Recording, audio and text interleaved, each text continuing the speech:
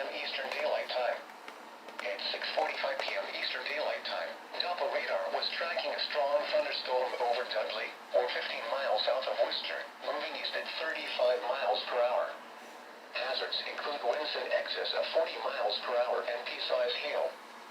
Strong winds could cause minor damage such as downed branches. Little to no impact from hail is expected.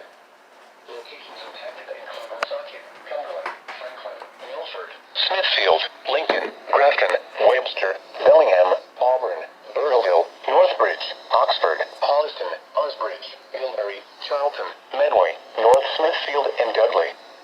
Get indoors when you hear thunder. Do not resume outdoor activities until at least 30 minutes after the storm has passed.